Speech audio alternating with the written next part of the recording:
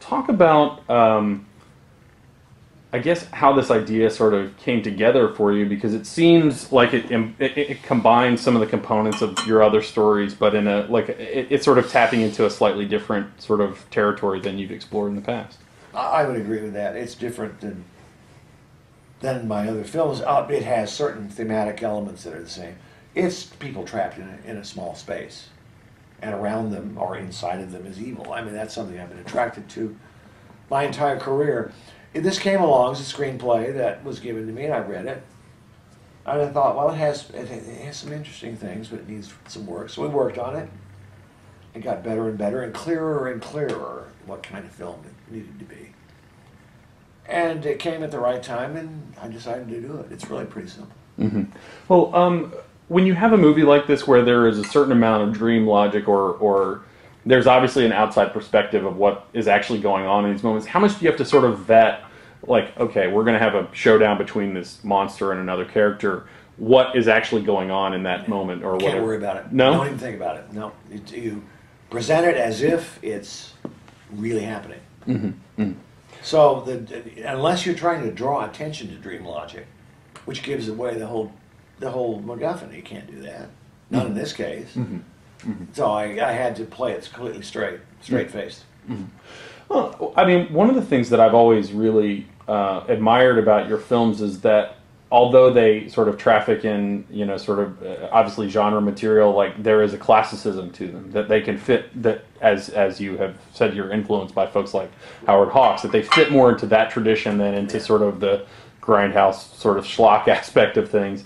How intuitive, I guess, is that process now, and how able do you think that audiences are to be able to sort of continue to react to sort of the conventions that movies like Halloween sort of set up? I mean, in terms they don't know. I don't know. I see. I know exactly what you mean. I was trained that way, so that's where I come from. Mm-hmm. But I see a lot of talented directors today, like somebody like David Fincher. He's working a very classical style. His last film, The Social Network, is incredibly disciplined movie. It's not following a particular visual trend. There's some really nice stuff in that film. Mm-hmm. So I think this is a small, low budget film. So we're playing in a different arena. We're not playing in a big special effects or big makeup effects or big budget arena. We're not there. We're in a different place. This is a different kind of film.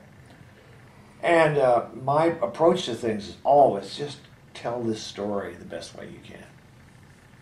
I don't think you're going to hear any director say, gee, I have too many days to shoot. I'll give away a few here. I always love to have a little more time, but that's the way. That's show business. Mm-hmm. Well, jump scares are such a kind of a necessary convention of horror films. Is there a way to do them differently now? Because I was watching the movie yesterday, and I thought it was incredibly effective, and yet I was as I'm watching it, I'm like, it really, like, whether it was 1978, 1988, or now, like, a jump scare needs to happen in order to keep the audience sort of off in terms of technique. Well, not necessarily. It depends on your story, but it also depends on your budget. We don't have much to work with here. We've got beautiful Hollywood starlets in a hallway. So I have to use low-budget techniques that I can. And that's one that you can use. You can get the audience to set up. But, I would use it in every film. This was a film that required certain moments, and I used it shamelessly. Mm-hmm. It's a cheap trick. I'm a shameless trickster. Do you see an overlap in the character that Amber plays and the other ones that you've had in the past? I mean, it's interesting because when I was watching the beginning of the movie and I saw her being taken into this facility, all I could think of was like Snake Plissken. I mean, it sounds like maybe a weird analogy, but to me, like, it's a marginalized character who's sort of being imposed upon by the outside world. I mean, do you think consciously? You have just spelled it out. I am attracted to marginalized characters who are put upon by the outside world, and who are put in places, whether it's emotional or physical, they are confined by something that's pushing on them. I've always responded to that. And I love strong women, strong women characters. So that was very appealing. And Amber's ready to go. So she loves to play conflicted folks. So that was great. And then everybody else, all the other actresses or personalities brought what they had to bring, you know. Well, when you're directing an ensemble whose personalities are also interlocking as they are in this movie, do you sort of coach them to find things that dovetail into one another, or do you just allow them to sort of play each role as if it is entirely separate? What I understand about the disease, I think they call it something else now, I'm not quite sure, that they're literally distinct from each other.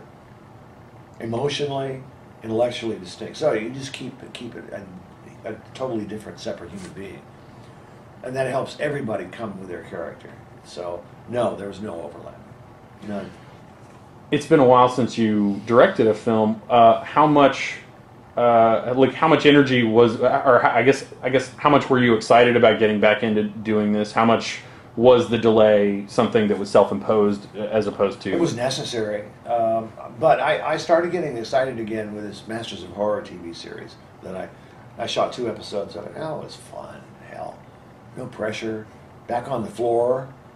We got a camera. We've got a cast. We got a DP. Let's make a movie. And it just started coming back. It was fun again. And my personality changes on set. Then just certain things come out. And I read, oh, I like that. I didn't have to work so hard. So I decided, okay, let me try it again. And it was very delightful. It was delightful. How much did this sort of rekindle your creativity to continue making films? I mean, do you have the same fire in your belly to make films that you did, 5 or 10 or 20 years ago? It's fire in the belly. It is. It's different because I'm an older person now, and I'm seeing things from a different point of view. A little bit more maturity to it. I was obsessed and driven when I was young to get in, because it's such a tough place to get to.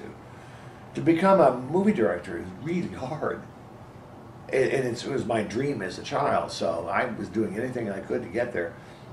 Now I'm not worried anymore. So it's the story that should be appealing, and can I tell this story well? Do I think I know how to do this? And certain challenges. I haven't done one like that. Oh, I haven't done something like that. I'd like to try that.